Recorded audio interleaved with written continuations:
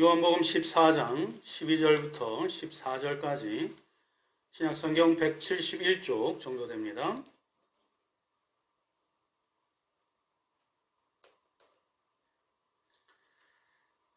요한복음 14장 12절을 제가 읽고 13절을 여러분들이, 14절은 다 같이 함께 통독하도록 하겠습니다.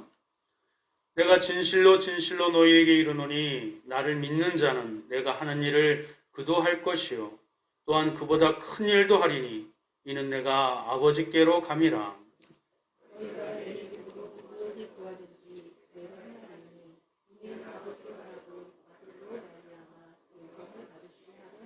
다 같이요. 내 이름으로 무엇이든지 내게 구하면 내가 행하리라. 아멘.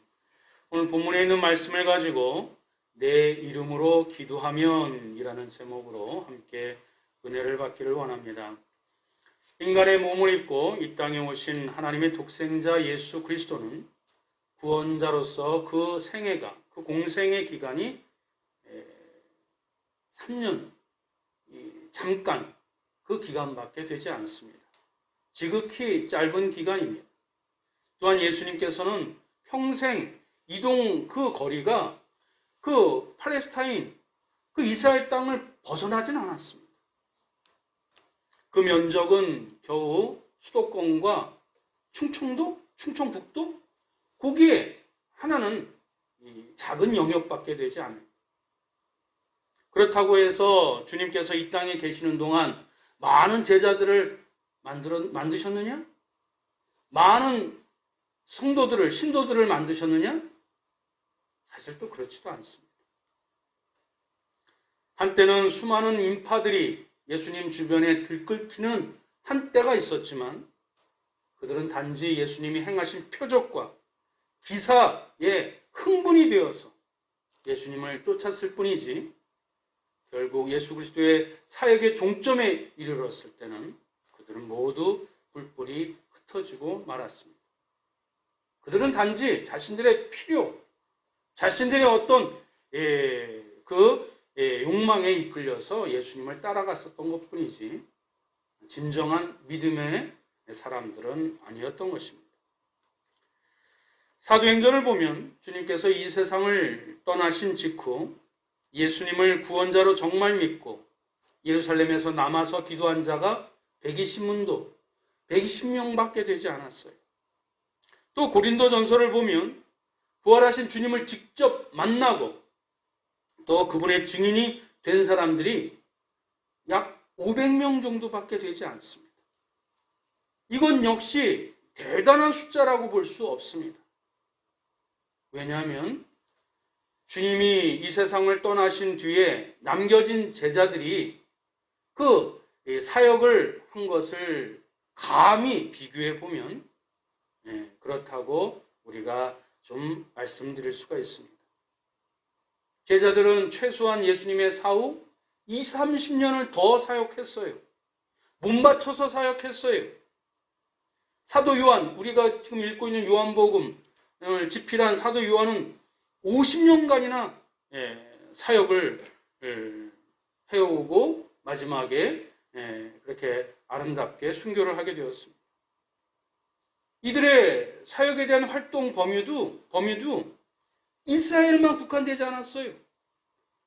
사도 바울만 보더라도 소아시아, 저 로마를 마지막에 복음화시키기까지 그 활동의 범위는 굉장히 제자들이 굉장히 더 넓었습니다.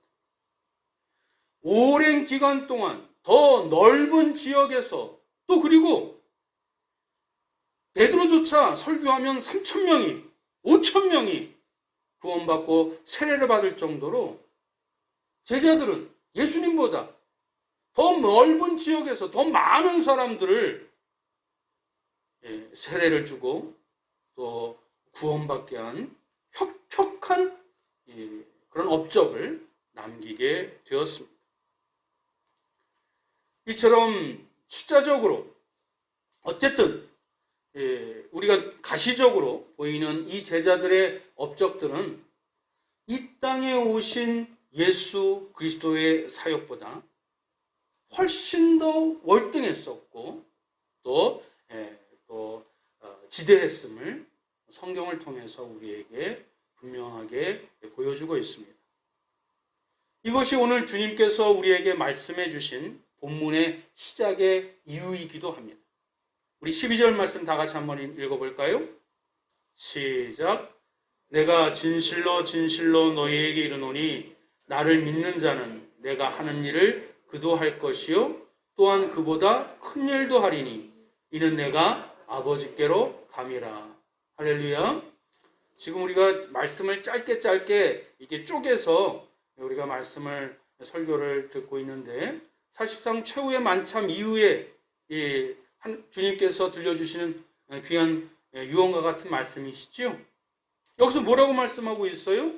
내가 하나님께로 다시 돌아가는데 그러나 너희들은 내가 했던 일보다 더 큰 일, 더 위대한 일을 하게 될 거야. 주님의 말씀이. 근데 이것이 이루어졌어요? 이루어지지 않았어요? 이루어졌습니다. 예수님께서 자신이 하나님 아버지께로 돌아가신 후에 이 땅에 남아있을 제자들이 자신이 행한 것보다 더 크고 더 놀라운 일을 행하실 것을 예수님이 재차 강조하면서 예언하셨던 말씀. 그것이 사도행전을 통해서 지금까지 이루어지고 있음을, 아니 지금도 하나님의 나라에 무명의 그리스도인들을 통해서 확대되고 있음을 우리는 몸으로도 체험하고 우리가 이 고백을 분명하게 시인하게 되는 줄 믿습니다. 그러나 그것은 제자 자신들의 어떤 노력이나 의지, 어떤 재능을 가지고 가능한 것은 절대 아니었습니다. 그래서 주님께서는 나의 하는 일을 저도 할 것이요 또한 이보다 큰 것도 할 것이라는 말씀 앞에 어떤 조건이 붙죠? 나를 믿는 자는, 이런 단서가 붙습니다. 즉 주님을 믿는 자가 주님께서 행하신 일, 그보다 더 큰 일도 행할 수 있는데, 다른 말로 하면 주님을 믿지 않는 자는 결코 흉내낼 수조차도 없다는 말이지만, 그러나 누구든지 주님을 어떻게 해요? 믿기만 하면 주님께서 이 땅에서 행하신 일들보다 더 크고 놀라운 일을 할 수 있다 없다? 있다. 할렐루야. 있다라고 분명하게 선언해 주고 있는 것입니다. 이것이 어떻게 가능할까요? 결론적으로 말씀드리면 우리가 주님을 믿을 때에 이제는 육신이 아닌 영으로서 그분이 주님을 믿는 믿음의 백성들을 통로 삼아 주님이 함께 그것을 일하시고 주님이 그것을 성취하시기 때문인 것입니다. 그래서 제자들은 분명 주님께서 3년 동안 이 땅 위에서 행하신 것보다 더 큰 일들을 행하였던 것입니다. 그러나 실상은 어때요? 그 제자들을 통해서 예수 그리스도를 믿는 그 그리스도인들을 통해서 주님이 그 일들을 이루시고 성취하셨던 것입니다. 이렇듯 우리가 아무리 작고 보잘것없는 존재라 할지라도 우리가 주님을 믿을 때에 성경에 나타나 있는 주님보다, 주님의 행적보다 더 큰 일을 할 수 있음은 영이신 주님께서 친히 우리를 통해 일하시기 때문인 줄 믿습니다. 그래서 주님은 이렇게 말씀하십니다. 우리 13절 다 같이 한번 읽어봅니다. 시작. 너희가 내 이름으로 무엇을 구하든지 내가 행하리니 이는 아버지로 말미암아 아들로 말미암아 영광을 받으시게 하려 함이라. 할렐루야. 무슨 말씀입니까? 우리가 주님을 믿을 때에 누구의 이름으로? 주님의 이름으로 구하기만 하면 주님께서 누구의 영광을 위하여? 하나님 아버지의 영광을 위하여 다 이루어 주시마. 이렇게 그 제자들에게 떨떠름하고 지금 어떻게 주님의 말씀을 이해할까? 주님이 떠나신다는데 이것을 어떻게 해석할까? 어떨떨한 제자들에게 주님이 이것을 반드시 이루어 주겠다라는 약속의 말씀을 주시고 있는 것입니다. 이 얼마나 놀랍고 감격스러운 약속입니까? 이 약속과 예언이 얼마나 귀중한지 주님께서는 한 번이 아니라 그 다음 절 14절을 통해서 한 번 더 강조해 주십니다. 14절도 한번 읽어볼까요? 시작. 내 이름으로 무엇이든지 내가 행하리라. 할렐루야. 지난 2000년 동안 얼마나 수많은 성도들이, 얼마나 수많은 신도들이 이 말씀을 붙잡고 얼마나 자신의 어려움과 또 곤란함과 또 박해와 또 이 시련 속에서 그것을 딛고 이겨낸 이 능력의 말씀, 축복의 말씀 아닙니까? 그러나 그 반대로 이 말씀의 의미를 잘못 해석해서 얼마나 많은 사람들이 욕망대로 구하고 또 얻으려다가 부질없는 시간과 에너지만 낭비하기도 했습니다. 그러므로 오늘 이 주신 주님의 약속, 그것도 놀랍고 크고 위대한 약속인데 그것도 강조해서 2번이나 주신 말씀을 우리는 제대로 잘 우리가 영혼으로 그것을 스펀지가 물을 흡수하듯이 잘 해석해서 마음에 새겨야 될 줄 믿습니다. 13절과 14절 다시 한번 읽어볼까요? 시작. 너희가 내 이름으로 무엇을 구하든지 내가 행하리니 내 이름으로 무엇이든지 내게 구하면 내가 행하리라. 예수님께서 같은 시각, 같은 장소에서 풀이 죽어 있는 제자들에게 되풀이하신 이 말씀의 초점, 이 말씀의 무게중심은 과연 어디에 있을까요? 그저 무엇이든지 다 구하기만 하면 다 이루어 주시겠다라는 말씀일까요? 만약 그렇다면 예수님과 무당의 차이는 무엇이죠? 헌금과 또 복채의 차이는 무엇일까요? 무당 역시 무엇이든지 구하기만 하면 그것의 옳고 그름, 선악을 따지지 않고 다 이루어주겠다라고 우리에게 호언장담합니다. 그러면서 우리에게 계속 복채를 요구하죠. 우리 주님 예수 그리스도 하나님의 아들인 그분은 그런 하찮은 무당과 점쟁이와 비할 바 아니지 않겠습니까? 오늘 본문을 통해서 주님께서 약속해 주신 위대한 기도 응답의 비결, 그 힌트를 오늘 말씀을 통해서 우리가 분명히 깨닫고 또 그 비결을 누리시는 하나님의 축복의 백성들 되시길 축원드립니다. 그것은 내 이름으로 구하면 이란 말씀의 강조를 통해서 우리가 그 힌트의 시작을 우리가 출발할 수가 있습니다. 누구의 이름으로 구하면? 내 이름으로 구하면. 누구의 이름이에요? 예수 그리스도의 이름이죠. 여기 오늘 본문의 가장 핵심, 가장 본질이 여기에 담겨져 있어요. 아무 것이나 무턱대고 구한다고 해서 다 이루어지는 것이 아니라 반드시 누구의 이름으로? 주님의 이름으로 구할 때 그때 무엇이든지 다 이루어 주시겠다라고 그렇게 약속해 주신 것입니다. 할렐루야. 그러면 여기서 주님의 이름으로 구한다, 기도한다라는 것은 구체적으로 무엇을 의미할까요? 우리가 겨울성경학교, 교회학교에서 주기도문을 우리가 아이들에게 가르쳤었던 것처럼 그죠? 맨 끝에 예수님의 이름으로 기도합니다 라고 하면 다 응답될까요? 그죠? 마법의 주문과 같이 마지막에 후렴구 추임새처럼 예수님의 이름으로 기도합니다 라고 하면 우리가 원하는 거, 바라는 거 다 이루어질까요?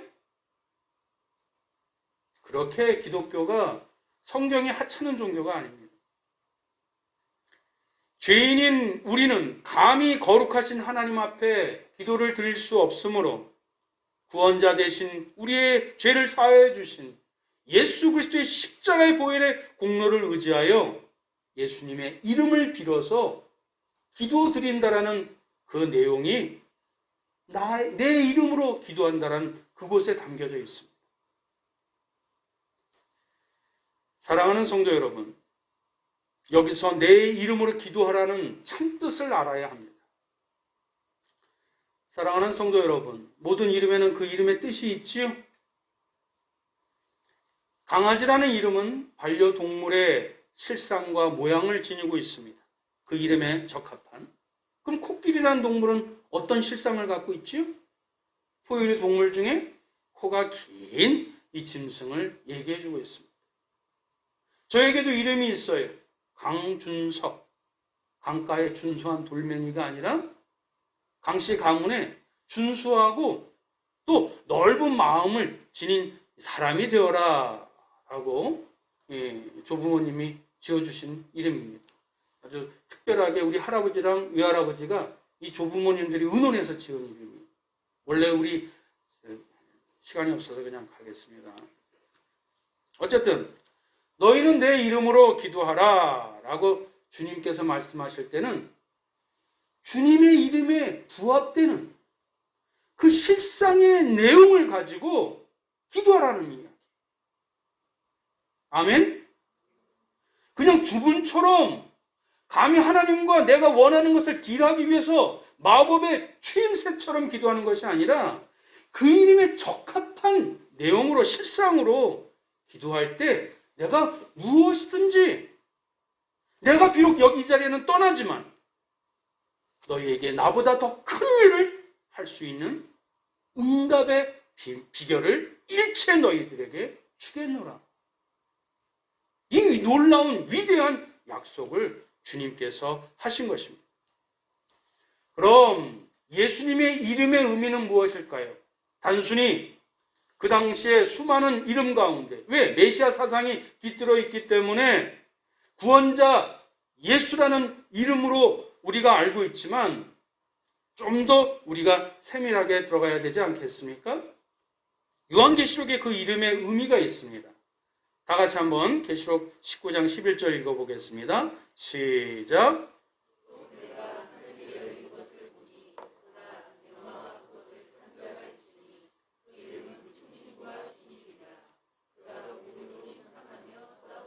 아멘. 백마와 그것을 탄 자. 이때 이분이 누구시죠? 이분이 누구세요? 예수 그리스도예요. 근데 이것을 신천지의 이만희가 자기를 비유해서 하지요. 쓸데없는 말이죠. 백마와 그것을 탄 자가 예수 그리스도이신데, 재림주 예수 그리스도이신데 그분의 이름이 뭐라고요? 충신과 진실이라. 그러면 예수 그리스도의 이름의 뜻이 뭐예요? 구원자 예수 그리스도이시지만 그분의 의미는 담겨진 실상, 실체는 무엇이에요? 충성되이 신실하신 분, 정결하게 순수하신 분, 정직하신 분, 그분이 누구시라고요? 예수 그리스도.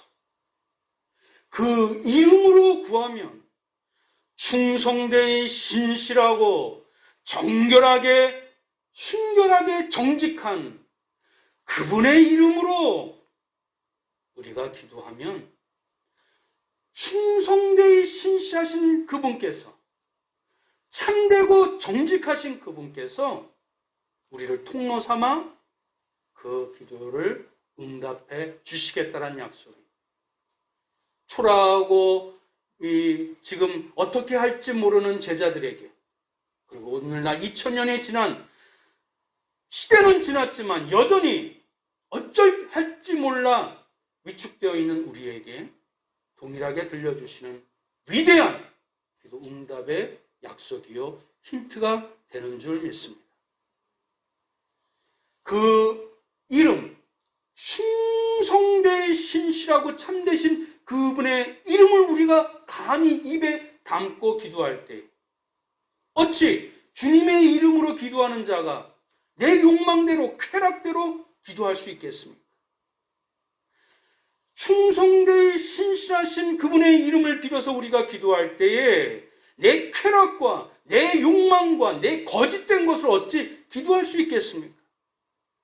그러니 성경에서 말하는 믿는다라고 얘기했을 때 타 종교와 사비 종교는 그저 주문처럼 그것을 갈고리 삼아서 나의 욕망을 채우는 도구로 삼지만, 성경에서 말하는 믿는다라는 이야기는 믿음의 대상도 신실하시지만, 기도의 내용도 믿을 만한 것이지만, 신실하신 것이지만, 그 기도를 드리는 주체도 참되고 정직하고 신실하여야만, 이것을 참되고 성실하신 그분의 주체께서 우리를 그 내용을 통로 삼아 우리에게 그대로 그 기도의 응답의 역사가 이루어지게 된다는 것이 성경에서 누누이 말씀하시는 내 이름으로 나를 믿고 기도하는 자에게 무엇이든지 간구하면 이루어 주신다라는 놀라운 기도 응답의 일체의 비결이, 비밀이 여기에 담겨져 있는 것입니다. 우리 다 같이 한번, 그러면 내 이름으로 무엇이든지 내게 구하면 내가 행하리라는 의미를 이제 바르게 이해하실 수 있겠지요? 우리 PPT를 보면서 다 같이 한번 읽어보겠습니다. 시작. 신실하고 참된 사람을 위하여 무엇이든지 내게 구하면 내가 이루어 주리라. 할렐루야. 기독교는 만만한 종교가 아니에요. 기독교는 함부로 하나님을 속이면서 만홀히 여길 만한 그런 만만한 종교가 아니에요. 왜 그렇습니까?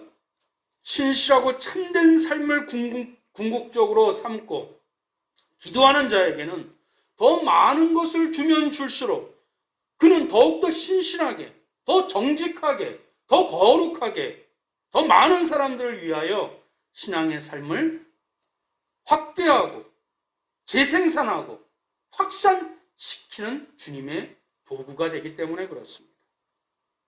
그래서 주님은 나를 믿는 자는 나의 일을 저도 할 것이요 또한 이보다 큰 것도 하리니 라고 말씀하신 줄 믿습니다. 마가복음 9장 23절도 이제 그 말씀도 일관되이 통일돼서 우리가 이제 받아들일 수 있겠지요? 9장 23절 다 같이 한번 읽어보겠습니다. 시작. 예수께서 이르시되 할 수 있거든이 무슨 말이냐? 믿는 자에게는 능히 하지 못할 일이 없느니라 하시니. 할렐루야. 이제 이 말씀이 좀 더 구체적으로 여러분께 다가오십니까? 이 또한 우리 성도가 먼저 신실하고 참되고서 그리고 하나님께 간구하는 것을 하나님께서 주시지 않을 이유가 전혀 없다라는 것이 바로 오늘 본문이 우리에게 당부하시고 약속해 주신 귀한 언약의 말씀이 되는 것입니다. 사랑하는 성도 여러분, 세상에서 사람들이 누누이 매스컴을 통해서 얘기하지요. 행복을 찾으라고, 행복하라고. 그럼 인간의 참된 행복은 어디에 있을까요? 넓은 아파트에서 사는 것이 참된 행복일까요? 이번에 대통령이 직을 맡았는데 대통령이 되어야, 어떤 장관이 되어야, 명예를 얻어야 행복할까요? 바람에 나는 겨와 같지요. 신실하고 참된 삶이, 그것이 인간의 행복이 아닐까요? 신앙 가운데서도 나도 거룩하니 너희도 거룩하라 라고 말씀하신 하나님의 이 부탁 어린 당부의 명령의 말씀도 바로 인간이 궁극적으로 추구해야 될 목표요, 목적이 되기 때문에 그런 줄 믿습니다. 신실하고 참되신 우리 구주 예수 그리스도의 통로, 진리와 은혜의 도구가 되는 것이 바로 영원하신 예수 그리스도의 삶과 일치하는 것이요, 통하는 것이요, 또 그리고 그 하나님의 놀라운 축복을 이어받는 것이기에 참되고 신실한 삶, 거룩한 삶, 이것이 진정 인간의 추구해야 될 행복이 되는 줄 믿습니다. 바로 이것을 위해서 주님께서 우리를 위하여 2000년 전의 제자들뿐만 아니라 이 땅을 사는 인간의 삶, 쉽지 않은 것 왜 주님이 모르시겠어요? 예수님조차도 사람들 앞에 모욕당하고 침뱉음을 당하며 결국 십자가 매달려 죽고 돌아가셨는데, 하물며 그를 따르는 우리조차 얼마나 인생이 쉽지 않은 것 왜 모르시겠어요? 그럼에도 불구하고 우리가 60평 아파트에 사는 것, 장관이 되고 대통령 되는 것을 주님이 기뻐하시지 않은, 그걸 궁극적으로 기뻐하시는 것이 아니라 나를 따르는 삶, 참되고 바른 삶, 예수님의 이름대로 살아가는 삶, 그것을 우리 주님이 기대하시고 바라신다라는 것을 우리는 반드시 기억해야 될 줄 믿습니다. 이제 말씀을 맺겠습니다. 요한복음 11장 40절 다 같이 한번 읽어볼까요? 시작. 예수께서 이르시되 내 말이 내가 믿으면 하나님의 영광을 보리라 하지 아니하였느냐 하시니. 할렐루야. 주님이 요한복음 우리가 본문은 14장인데 11장 예수님이 최후의 만찬 이전에도 이미 말씀해 주셨어요. 너희가 나를 믿으면 무엇을 본다고요? 하나님의 놀라운 광활한 광대하신 영광을 보리라고 분명하게 약속해 주셨습니다. 사랑하는 성도 여러분, 어떤 철학자가 얘기했더라고요. 인생을 사는 이유를 분명히 아는 자는 어떠한 고난도 능히 이겨낼 수 있다. 목숨이라도 기꺼이 걸만한 가치 있는 목표를 갖고 있는 사람이라면 조그만 어려움에도 흔들리지 않습니다. 조그만 위협에도 마음이 이렇게 혹하지 않습니다. 분명한 목표와 또 소망을 갖고 있는 사람은 어떠한 역경이 와도 흔들리지 않는 법입니다. 그럼에도 불구하고 교회를 보면 자기의 신분이 낮아서, 자기가 아직 형편이 안 돼서, 자기가 아직 나이가 안 돼서 내가 이것저것 때문에 어떤 그런 이유로 말미암아 이것도 할 수 없고 저것도 할 수 없다라는 어디 출처도 알지 못하는 열등감을 갖고 있는 사람들이 의외로 많이 있습니다. 물론 부족하고 연약한 그것 겸손한 표현이에요. 그러나 오늘 우리가 주님을 분명하게 믿는다면 주님이 뭐라고 말씀하셨어요? 나를 믿으면, 주님의 이름으로 구하면 무엇이든지 누가 이루어 주신다고요? 그것을 믿는 그 이름대로 참되고 신실한 자에게는 누가 이루어 주신다고요? 하나님의 영광을 위하여 주님이 일하시고 성취하신다고 우리에게 약속해 주셨습니다. 더 이상 이것도 안 돼, 저것도 안 돼. 이 부족한 목사도 이것 때문에 저것 때문에 코로나 때문에 핑계대지 아니하고 주님을 믿기만 하면, 그 이름대로 기도하면 주님께서 친히 일하시고 성취해 주시면 그 약속을 교회 구주년을 맞는 예배를 드리는 저와 여러분들에게 주시는 주님의 음성이요, 남겨진 생에 주님이 하신 일보다 더 큰 일들을 목도하고 체험해 주시겠다 약속하여 주신 그 말씀을 붙잡고 우리 생의 마지막까지 주님 부르실까지 믿음 잃지 않고 더 큰 일들을 감당해 나가시는 저와 여러분들 되시길 주님의 이름으로 축원드립니다. 아멘. 기도하겠습니다. 사랑과 은혜가 충만하신 하나님, 우리가 예수님을 믿는다면 이제는 우리의 이름으로 살아가는 자들이 아니라 그리스도인 예수님의 이름으로 살아가는 자들임을 다시 깨닫게 하시고 일깨워 주심을 감사드립니다. 예수님의 이름으로 기도드린다는 것은 예수님의 이름으로 끝맺는다는 후렴구나 마법의 주문 같은 취임새가 아니라 예수님의 말씀 안에서 성실하고 참된 삶을 찾고 구하는 것임을 또한 깨닫게 해주시니 감사를 드립니다. 특별히 우리 한강성갈교회 설립 9주년을 허락해 주셨사오니 이 자리에 예배드리는 우리 모든 믿음의 성도 각 사람 모두가 주님의 이름으로 기도할 때마다 먼저 신실하고 참된 삶을 살아가는 진실한 성도가 되게 하여 주셔서 우리 가정이, 우리 교회가, 이 사회가, 우리 일터가 주님을 믿는 우리 한강 성가을 가족으로 하여금 날마다 새로워지고 날마다 밝아지도록 축복으로 인도하여 주옵소서. 주님이 그리 인도하여 주실 줄 믿사오며 우리 구주 예수 그리스도의 이름으로 간절히 기도드리옵나이다. 아멘.